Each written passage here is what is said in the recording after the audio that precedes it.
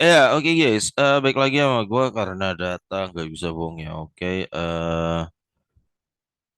hari ini Senin ya, ya 4 September 2023 ya IHSG dalam posisi ya naik ya. Uh-uh, 0,22 tadi udah sempat tembus lagi 7.000 ya guys.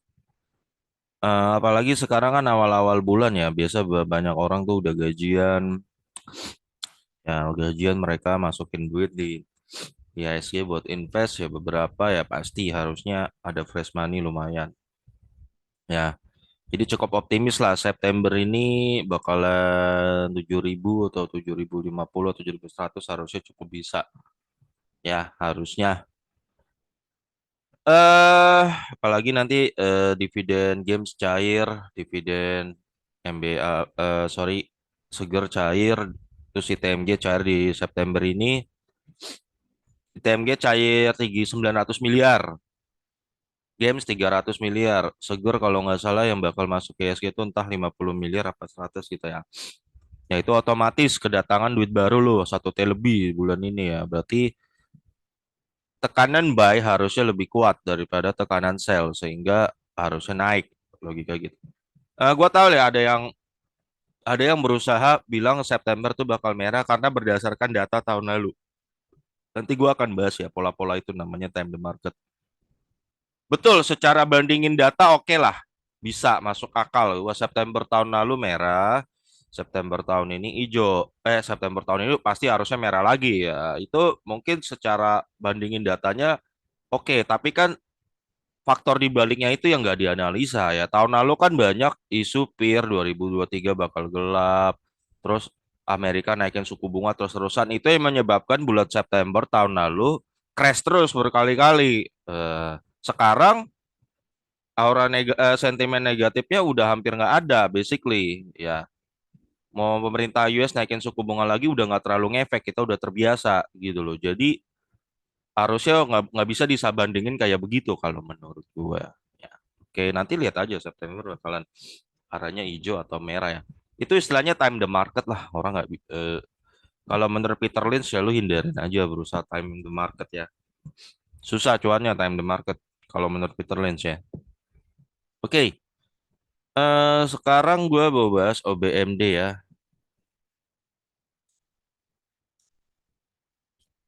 OBM Drew Jam, oke. Ini udah sempat beggar sekali nih ya, 150%-an ada. 100% lah, yang lu yang dapat 99 udah beggar berapa kali tuh. Nah, eh ya laporan keuangan Q2-nya bagus ya memang ya, tapi kita cek dulu. Gua akan berusaha jelasin coba seobjektif mungkin ya, sewaras mungkin plus minusnya ini barang. Oke, pertama, oke pengendalinya dulu dah. Pokoknya dia bergerak di memproduksi bahan adiktif yang mencegah kerugian dalam aktivitas pengeboran ya melalui teknologi serat. Ya, kayaknya dia mungkin pemain terdepan yang mungkin satu-satunya atau sedikit saingannya. Oke. Jumlah saham beredar 805 juta. Oke, dikit ya saham beredarnya. Pemegang saham Indotech Drilling 56%, Pak Rianto 9%, Pak Muhammad Asyad 9,45%, masyarakat 24%. Jadi masyarakat kira-kira ada sekitar 200 juta lembar ya dipegang masyarakat. Oke, dari sisi DER ya utang, tadi gue udah catet, ya dia kecil hanya 14% sisi DER ya. Ini angka yang sangat kecil dan sangat positif ya, utangnya kecil. Kalau utangnya kecil ya otomatis potensi dia rugi itu kecil dan harusnya dia bisa membagikan dividen dalam jumlah besar itu pertama. Ya, meskipun belum tentu juga, tapi at least itu dapat gambaran itu soal utangnya. Transaksi harian dia tadi ada di angka 700 juta ya. Transaksi hariannya ya lo ya. Ya, jadi kalau lo mau invest di sini ya lo udah tahu kira-kira tingkat likuiditas dia berapa sehari itu ya 700 juta. Ya kalau kalau duit lo invest di bawah 700 juta harusnya sangat gampang cairin sehari gitu. Ya logikanya gitu aja. Kalau lo mau invest 1-2 M mungkin mikir-mikir dulu gitu loh. Tapi kalau lo emang di bawah 700 juta harusnya aman. Maksudnya aman dalam konteks gampang dicairin aja kalau lo lagi kepepet gitu. Ya. Oke, ya kira-kira kayak gini. eh Kalau 700 juta sih basically kecil ya di bursa ya. Heeh. Kalau yang rame itu ya bangsa-bangsa 20 M ke atas, 50 M. Kayak BRI 200 M, BCA 300 M, gitu-gitu tuh. Ya, sehari. Oke, ini belum pernah bagi dividen karena belum lama IPO. Meskipun dia katanya kemarin janji mau bagi dividen berdasarkan tutup buku 2022. Harusnya 2023 dia bagi dividen 10%, tapi dia nggak bagi. Karena mungkin kimpatnya waktu itu dia rugi ya. Mungkin jadi pertimbangan. Jadi gini guys, jadi meskipun dia kinerjanya bagus, gue tetap ingetin lo bahwa ini emiten belum terbukti bagi dividen. Nah, belum terbukti bagi dividen. Jadi lo harus meminimalisir resiko ya. Sehingga kalau bisa sih lo jangan all in semua duit lo kayak gitu ya. Mungkin test the water aja gitu ya. Test the water gimana? Ya ya, ya pokoknya lo masing-masing punya kondisi masing-masing lah ya. Duit kita kan beda-beda. Lo ada mungkin ada yang punya 1 M, 10 M, yang terserah lo kebijakan lo gimana. Ada yang 100 juta, ada yang 10 juta macam-macam. Ha-ha.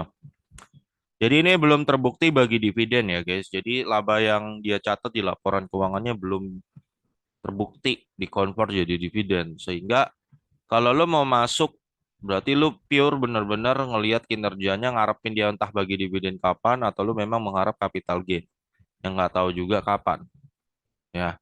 Sehingga gue bisa bilang ini masuk ranah spekulasinya lebih tinggi lah ketimbang di perusahaan-perusahaan yang udah jelas bagi dividen.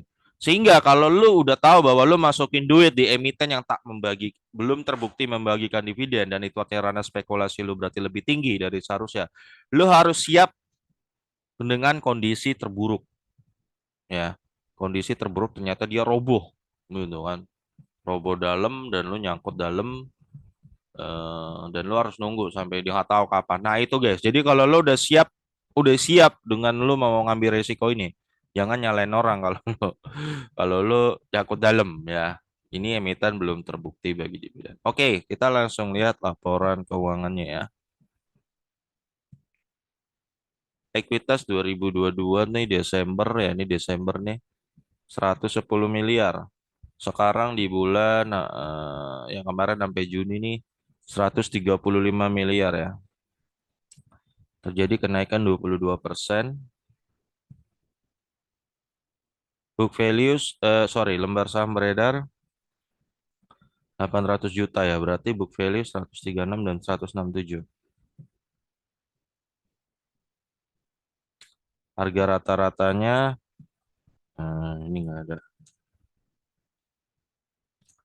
116 dan sekarang 292 ya.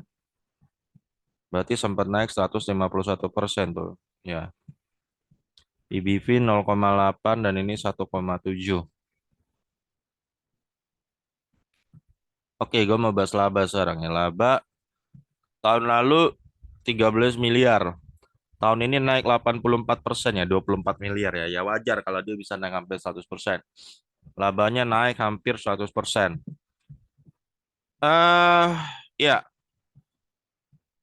menjanjikan nggak? Iya, oke. Gua akuin ini menjanjikan secara catatan laba ya. Juga dia masih kecil modalnya itu tadi masih berapa tuh? 100 M-an ya, 130 M. Kalau dia bisa tingkatin terus terus terus terus terus terus ya bisa aja beggar gede gitu kan secara capital gain ya. Tapi secara dividen belum terbukti gitu aja ya. Secara dividen belum terbukti. ROE 11 dan sekarang 17 kali 2 ya berpotensi 34% ya. Oke. Ya gue nggak ngerti kenapa dia Q4 Desember tahun lalu tuh rugi ya. Tapi sekarang 2 kuartal nih lagi gede dia pemasukannya. ROE-nya gede ya 34%. 17 kali 2. EPS 16, ini sekarang 29. Lalu kuartal 4 kemarin dia 10. Dan ini kalau lancar ya, kalau lancar dia berpotensi tembus 58 EPS ya. Iya, secara catatan angka sih kelihatannya bakal beggar secara catatan angka ya. Tapi kan gue tetap ingetin loh, ini belum terbukti jadi dividen gitu loh. Kalau belum, ya. Jadi ya tetap lo harus ada sense hati-hati lah, ya. Sense hati-hati. Heeh. Kayak dividen belum pernah bagi, jadi gue nggak bisa ngomong. Ya oke, sekarang harga waras ya berdasarkan EPS 58. Kalau lu pakai Benjamin Graham punya cara ya, ya 580 baru mahal. Ya. Ya ini berdasarkan keterangan EPS-nya, tapi masih harus dikonfirmasi lagi ketiga keempatnya ya. Untuk berdasarkan Q2 ya segini harganya. Berdasarkan Q2.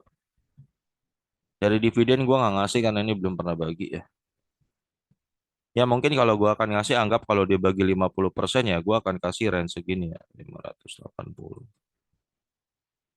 range-nya. Ya. Oke. Ya, oke. Jadi gue simpulkan bahwa ini mostly positif ya. Dari DER positif hanya 14%.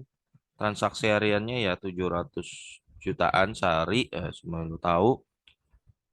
Terus ekuitas lagi naik, laba juga lagi naik tertinggi ya. Meningkat 80%.